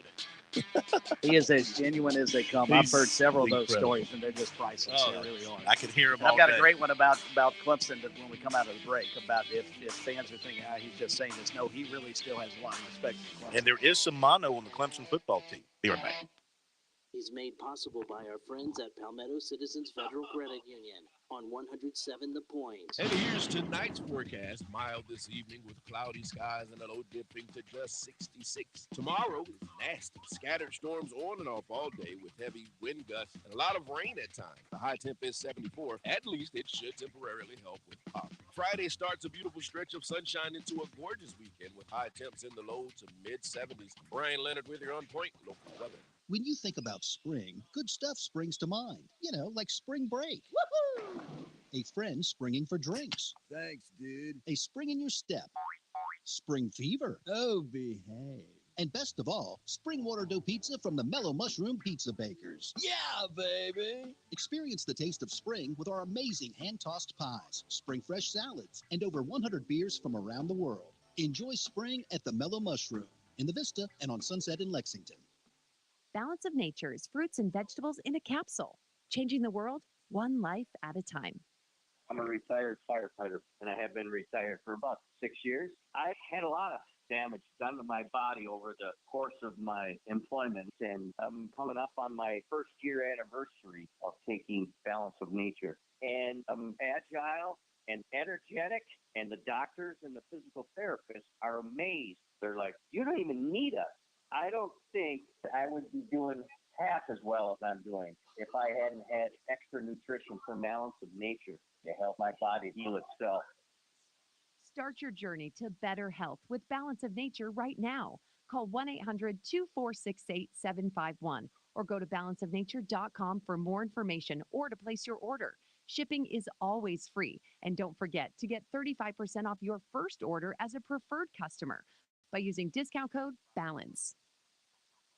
If you're like me, you're sick and tired of seeing these old TV stars, game show hosts, these athletes telling you how to save money on your Medicare and on your health insurance. These national toll-free numbers are overwhelming us. It's not that people don't need the service. They need good local customer service, not big box toll-free numbers. See, I work directly with Tim Hanberry right here at Medicare Blueprint in the Midlands. When it comes to my family, I want the best family plan. I'm not even on Medicare, but my mom is. So here's what I do want. Someone local to serve as my advisor on the plans and choices that I have, and someone to help mom with her Medicare. I want someone to help me pick the right plan, save me as much money as possible by knowing all the rules of the game. Medicare Blueprint starts the process with you. They will see it through. They answer all your questions. They call you back. It's the same folks helping you start to finish. Tim and his team are independent. They fight for you, not the insurance company. Online, it's MedicareBlueprint.com or call them 708-7398. A well-regulated humidor being necessary to the preservation of a cigar, the right of the people to keep and enjoy cigars shall not be infringed. For those who love a great cigar and want to spend time with others who are like-minded, the Cigar Militia offers the experience you're looking for. We're located in the Colonial Village next to the Melting Pot. The Cigar Militia offers exceptional cigars from around the world, staff to assist you in your selections, private cigar lockers, and a lounge where members can relax and enjoy. Hi, this is Marcia Clayman. And I'm Karen Pickard. We're your hosts for the Positive Point on Aging. We'll talk about aging gracefully and senior care every Tuesday morning from 8:30 to 9 o'clock a.m. Join us right here on The Point for the Positive Point on Aging. Brought to you by Oakley Village of Lexington. Hi, Chris Neely here from the South Carolina Public Charter School District. Join me every Tuesday afternoon at 5:30 with Kev as we put our kids first. We'll answer all your questions about charter schools in the Palmetto State. Kids first, every Tuesday afternoon at 5:30 on The Point. Everyone knows that here at The Point, we are all about supporting local businesses. We are all about local, local, local. You cannot get more local than my friend Greg McCoy and his business, Simplified Mortgage Solutions. Fran Halloran here. If you're buying a home or you're looking to refinance your current home, you owe it to yourself to call Greg. He is the real deal. You can expect Greg to treat you like you are his only client. You can expect Greg to scour the market to find you the best rate available. You can expect Greg to charge you a fair price for his work and his service. Why would you deal with some national company headquartered in who knows where when you can do business with Greg? Need further persuasion? Okay, I didn't even mention the good Greg does in our community by supporting local charities like Blue Star Mothers and Camp Chemo. Come on, you need to call Greg. Online at simplifiedmortgagesc.com, or you can call Greg at 803-722-6044. That's 722-6044.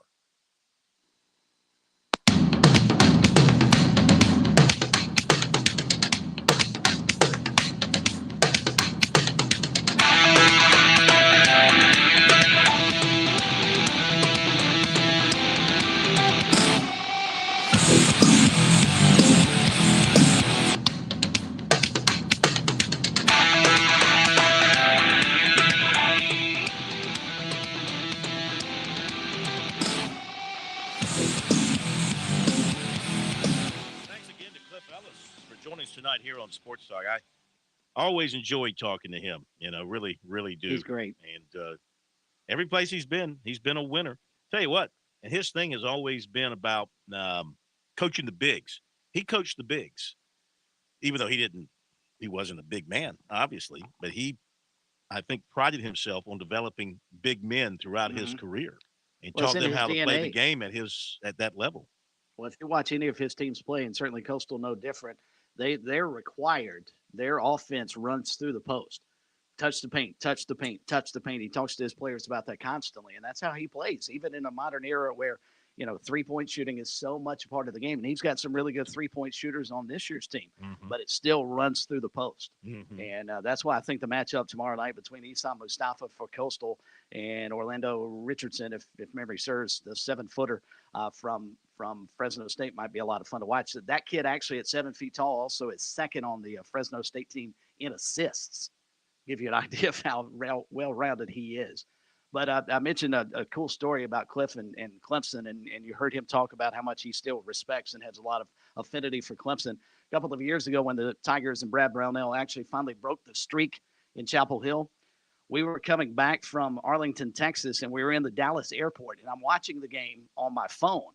And who's watching over my shoulder but Cliff Ellis? And he was about as excited about that win as any he had at Coastal, because he understood, as he pointed out, kiss the ring. He understood how difficult it was to compete with the guys on Tobacco Road, and especially to go into Chapel Hill. He didn't have any success there, so he totally understood and how big a win that was for Brad Brownell at the time. Kiss the ring. I love that. Kiss the ring. I want to kiss the ring he's got a ring. He's got an ACC regular season, but, of course, the tournament was everything, still is everything there as far as the recognition of being the champion for that year. All right, so Mickey Kahn, the Clemson safeties coach, some audio from him is available. Here's a few notes tweeted out by our man David Hood of TigerNet from the meeting with Dabo Sweeney. So he says his team is battling mono. Walker Parks out, Colin Sadler out the rest of spring. That's your starting right tackle and your backup guard, left and right guard. Walk-on linebackers are playing corner. He said the defense had a great day, 2 big interceptions. Nate Wiggins, Toriano Pride. Fred Davis was back. Did they ever resolve his legal situation? I mean, I guess they have. That thing has been kept really quiet from when it happened. It was a serious accident and a person was seriously injured, yet he never was publicly suspended or anything like that. Maybe he was held out of action. I know there was some playing time that he missed, maybe because of that, but I haven't seen where there was a settlement or trial or anything like that. Pat, you haven't seen anything on that either, have you? We'll have to do more asking about that. Will Shipley's back in a green jersey. He will not scrimmage or play in the spring game, but he's back at practice. Jake Brenningstool, also back at practice. Will Putnam at center has been really, really good. That's the big move, taking him from right guard, putting him at center. Troy Stellato was back, wide receiver, had a good scrimmage, according to Sweeney. And sounds like Sheridan Jones is going to miss the rest of spring, according to David Hood. And we've got the some Mickey Kahn audio. We're hoping to get some Dabo Sweeney audio here as well. So, Chris, what do you think about the Tigers in the spring? Oh, you talking to me, or would you rather hear from Mickey Kahn? Well, before we get to Mickey, I wanted to get your impressions of the Tigers in the spring. I think about Clemson spring football the same way I do USC and Coastal and everybody else. They are going to be phenomenal coming into fall. They're going to be great. Everything is rosy. They're outstanding. We're dealing with some bumps and bruises, but nothing that'll hurt us going into the fall. We'll be fine and just get through spring healthy. Well, we heard from several USC defensive players today. Cam Smith was one of them. I'm not going to run through the whole roster of them, but Cam Smith stood out to me as one of the guys that was talking to us. Who else? We had about 4 or 5 defensive players that Pickens came in and talked, and they all said good things. They all said good things about. But one thing that was interesting that Pickens made a good point. You realize how many different defensive line coaches he's had since he's been at South Carolina? I think he's going on like his he's got Jimmy Lindsey now, and he had, I think, 2 others before that. I think he's on his 3rd defensive line coach at South Carolina, right? Because they lost the one before John Scott, right? He left to go to Penn State, I think, and before that, you had Tracy Rocker, and John Scott. And now Jimmy Lindsey, right? Three defensive line coaches. That's tough on a defense. That's tough when a position goes through so many different coaches during the lifespan of a player in the program, because you're learning all the terminology, relearning it every year, and it's tough, Especially that position filled defensively because of the way offenses run their schemes now. You really need to be solid defensively up front, especially, and having that kind of turnover on the defensive line, that's a challenge for sure. But when have you ever heard, you said the defensive players said a lot of good things about, when have you ever heard anybody come out of spring and say, we're going to be terrible in the fall? We were just awful in the spring. We have no hope in the fall. Yeah. Never It really. never happens. Yeah. Never really. I know Lou Holtz, I guess, back in the day when he was getting down to his 6th quarterback, might have said just something along the lines of, it's going to be a long day out there, for us. But all right, here's a little bit of Mickey Kahn, the Clemson safety coach. He was one of the folks they made available after today's scrimmage. Pat, you want to lead us into Mickey Kahn? Tell us what you know. Well, not a whole lot. We have 2 different parts here. We have one, so bear with us here. This audio is coming out fresh right now after practice. Thank you to David Hood and TigerNet for this audio. The first part, I believe, is just an introduction. It's about 1.5 minutes long. Did not have time to combine the 2, but we will then skip right into a longer portion where I think he goes into more detail about both the scrimmage, the depth, along with injuries from this spring, and just more, particularly on the defensive side of the football. Okay. 3 PBUs, 4 PBUs today, pick 6. He was all over the place. Dabo has said with Nate, it's more like polishing him up.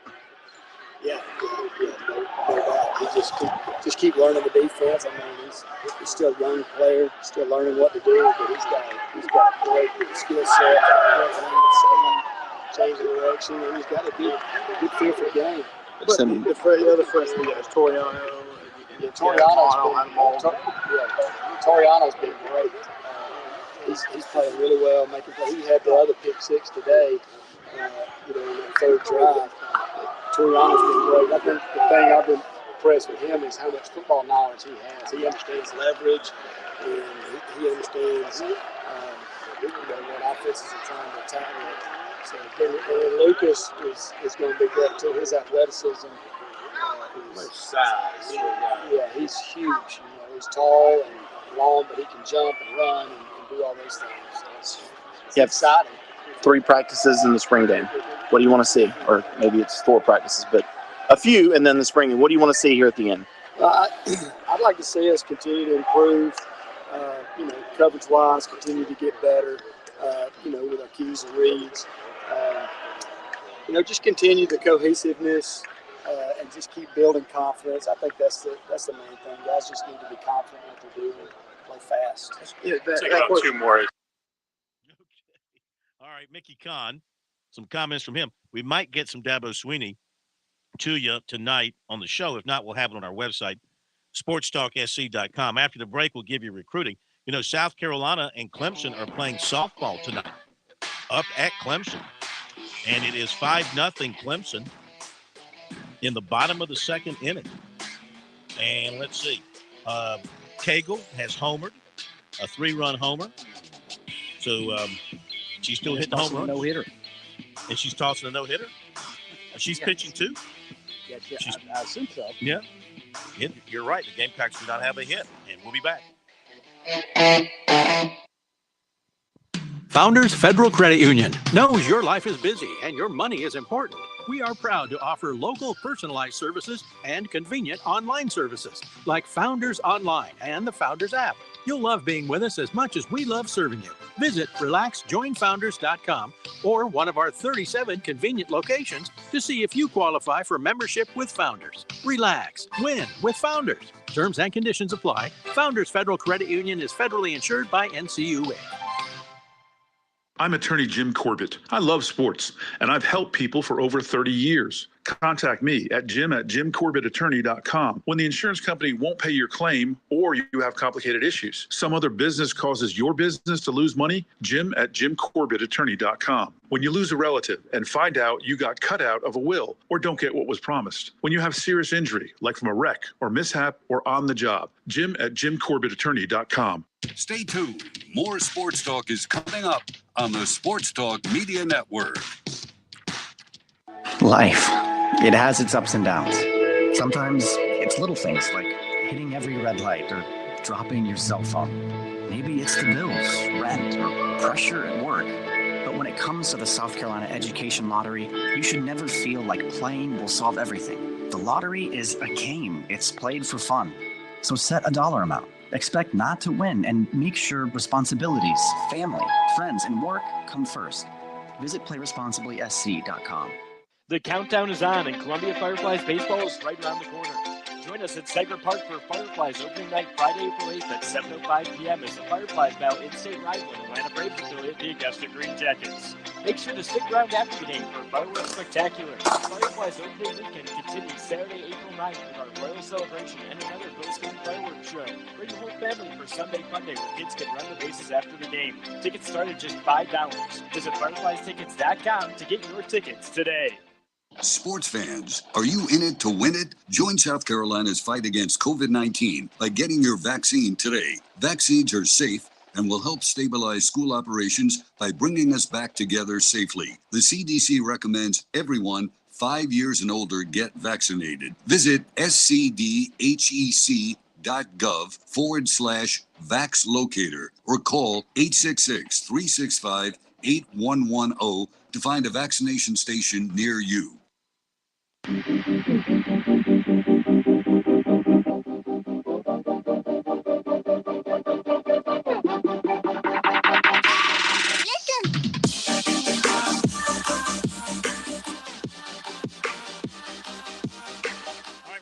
Brought to you by Seawells. And for the very best in the catering business, now that we're back having fun and having parties, weddings and wedding parties and birthday parties and corporate outings and awards banquets, business luncheons, honoring various people here and there, you need catering. You need the best in the catering business. Seawells. It's all you need to know. 803-771-7385, SeawellsCateringSC.com. They can come to you with their mobility, or they can host at their beautiful facility on Rosewood Drive, 1125 Rosewood Drive, right across from the Rocket. So, like if you're really at a party at Seawells and you're lost, you're stumbling around, you're drunk, just tell your wife, meet me at the Rocket, and of course, watch yourself crossing Rosewood Drive. You might be a dead squirrel on the road. And there's another day of the luncheon buffet coming up tomorrow. Pat, what's on the menu? So, Corn and our listeners out there, tomorrow, Seawells will actually be closed for Again, why don't I know this in advance? Well, this actually was. We didn't know it last night. This must have just been added today because there was. You're not making a mistake because it was last Thursday they were closed. I double checked. Thursday, March the 31st. And then Friday, they will not be fooling around on April Fool's. Spring Day. You like that? Nice. Little roast beef Friday for you with the carved roasted sirloin of beef. To go along with southern fried chicken, fried fish nuggets, and then, of course, salad, all the fixins, and dessert. That sounds good. Check it out. Our good friends at Seawells. All right. So we did a story on 2024 offensive tackle Cam Pringle of Woodland, 6'7", 315. And he is, you look at this guy and you look at his pictures, Pat, and you look at his size, and you can only think of one way to describe somebody that looks like that. This is one hunk of a man. So he is a big-time prospect in the 24 class. Just yesterday alone, he was offered by Penn State, Texas A&M, and NC State. And he's got other recent offers, Michigan State, Ohio State, Michigan, Coastal Carolina. And he's had USC, Florida, Duke, Arizona State, Florida State, Georgia, LSU, Virginia Tech. He's going to Alabama Saturday, probably pick up an offer from Nick Saban. Many are touting him as a top player in the South Carolina 24 class, and that not only maybe the best tackle in the country for 24, maybe the best player in the country. He wants to be known as the best player. He says it's been his goal to be known as the best player, the best offensive tackle in the country. South Carolina's been on him really hard. They offered him a while back. He loves Beamer and what he hears from him. He really likes Greg Atkins, the offensive line coach. They've been selling him hard on coming to South Carolina. He's been to taking several visits there. He was just in to watch practice last week, and likes the way Atkins runs his guys through their drills, the way he runs the offensive line. So, he's been to South Carolina so much, he said there's not a whole lot left for him to see there. He's also been to Clemson several times. The hold up there is Clemson hasn't offered yet. And, does it bother him? Is it an issue? Not yet, but he said, quote, "They are one of the few schools who are interested but haven't offered. I know they have the policy. I'm not going to jump on the boat and sail until they offer, until things are committable, until they do their side of the things."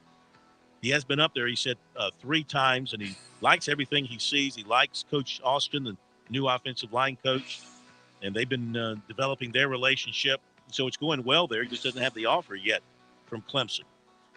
He likes the way that Sweeney is straightforward with him. Of course, he comes from St. George right there on I-95 in the southern part of the state, and he comes from a town that's divided, as he said, a house divided. His mom is Carolina. His dad is Clemson.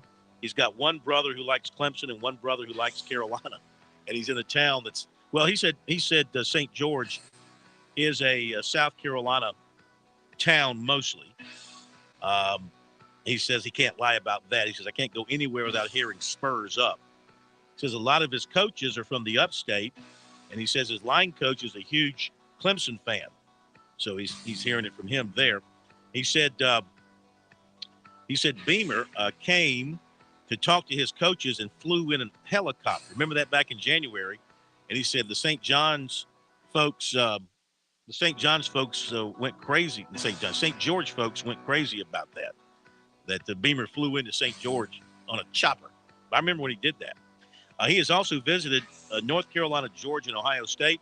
He's looking to make his decision the end of his junior school year in the spring of 2023. USC target running back Trayon Webb returning to Florida for a visit this weekend. 2024 receiver Jose Valentino Meyer of Snellville, Georgia, was at Clemson today. Clemson target defensive tackle Darren Reed plans to visit Ohio State Friday. Clemson target linebacker James Anderson was offered by Penn State. And South Carolina offered 2024 wide receiver Ja'Shawn Ross of Kansas City. And I think we've covered everything that we've got. 2024 Greenville receiver Mazio Bennett plans to visit Virginia Tech on Friday, if I didn't mention that. 2024 quarterback Trey Petty of Starkville, Mississippi, plans to be at USC for the spring game. There you go with the recruiting report for tonight, brought to you by Seawells. Okay, let me do a quick check here and see if we've had any Dabo Swinney pop up. Yes, We do. we do. Do you want to go to it? If you can bring it up, let me know when you got it ready. Sure, I've got it ready right here. Okay. Just a forewarning, it is being directly played via TigerNet. Occasionally, they slip a commercial in there. So if a commercial pops up here, bear with us. I'll fast forward through that. But here is Dabo Swinney just talking a little bit today about their scrimmage and a little bit more about what he has seen from the Tigers thus far in the spring. Okay. Who had more fun, Clemson Life or Peyton Page? Oh my gosh, they all had so much fun. You know, we haven't done this in 3 years. Right. And so a lot of these kids haven't had a chance to do it yet. So it was just really cool. It was awesome. It was awesome. They did it. And, you know, we make the freshmen, first, second year people stay out. But we had a ton of seniors, a ton of juniors. So it was pretty cool to see them really engaged, fully engaged in what they were doing. It was awesome, man. Always fun. Finally got to come to the stadium. You know, every time we've had it scheduled to come to the stadium, it's been just a disaster from a weather standpoint. So this was awesome to get outside and get the second scrimmage underway. We got a lot of guys out. We got a bunch of guys out. You know, probably 15 or so. Got a couple of guys with mono that are going to be out for the rest of spring. So that's kind of a bummer. But you know, it's like minor league baseball. That's right, you know, kind of having to console our coaches in a couple of spots, you know, because we just, you know, you got what you got, and because we got a lot of guys that need work, but you got to put 11 out there. So you know, we got linebackers playing corner, and we got, you know, a little bit of everything, just so we can get the practice. So it was like minor league baseball. You know, you got to get games, you got to get reps, and so you got to put a team together so you can play games. So, today was a little bit of that. But we were able to, again, the guys that really need the work are getting it. Unfortunately, Colin is one of them that's out. He's had a really good spring, but he's probably going to be out. So Walker Parks is out. He's sick. But you know, we're confident that with those young guys, Blake, and seeing all those linemen getting, you know, different roles, you know, whether they're playing left tackle or right tackle. Tucker and Trent, and all those guys getting a bunch of work. Same thing on the defensive line side. You know, Peyton and K. Park, E.T., and Denhoff and Zaire. There's got a lot of guys getting a ton of work that really, really need it. And so from that standpoint, I feel really good about it. But we just been in some areas. So here's what it is. Just trying to evaluate the guys that we need to evaluate, and not get frustrated with, you know, a linebacker walk on playing corner. You know, so would have been Christian Wilkins' dream, though. Yeah, Christian Wilkins' dream. Yeah, he'd have been lobbying big time to play with every group at a different position than today. So what'd you see coming out of today's scrimmage? Well, offense, defense-wise. I thought defense set the tone today. They got their hands on the ball, and we have not really intercepted the ball really all spring. We've had some takeaways on some turnovers. But today they had 2 picks, and that was really good to see, you know. And so, you know, I thought they set the tone early in our first open field. We did a lot of different, kind of put it all together today. Some backed up open field, some middle field, some red zone. We did some situational stuff, you know, coming off the one. We also did second and goal, with a minute to go, and we got to have a touchdown to win the game. So we kind of got a situation there. But did a couple of really good 2-minute drive situations. So, you know, some open field play, react to what you did, and then some scripted situational stuff too, just to make sure we got the work. I saw us pick the ball off. I saw us make some great hustle plays defensively. You know, we got a group of linebackers that, man, just stand out. I mean, they really, really stand out. I think we all know what we got up front, and those guys are as advertised. And, you know, the guys, we kind of really kept the reps down from some of those guys. They're kind of getting what they need, and we really pushed the reps on Smith, Denhoff, Zaire, and Peyton, K. Park, E.T., and they've really done a great job. I mean, it's been really good, very productive You know, what I've seen in the secondary has been really good. I mean, again, I think we had 3 scholarship corners today. We got Fred back, so this is his second practice, really full go. Toriano has really just gotten better and better and better, and then Nate Williams is he's got a chance to be special. All right, Dabo Sweeney, and we'll get it all up on our website for you this evening. One more quick basketball recruiting note. Ridgeview coach Eric Stoneman told us tonight he's expecting a decision of some sort from G.T. Jackson within a couple of weeks. The dead period begins tonight, runs through April the 7th, or noon April the 7th, so he can't meet with any coaches till after that. All right, thank you, everybody. Chris, go call a championship tomorrow. We shall see you tomorrow night.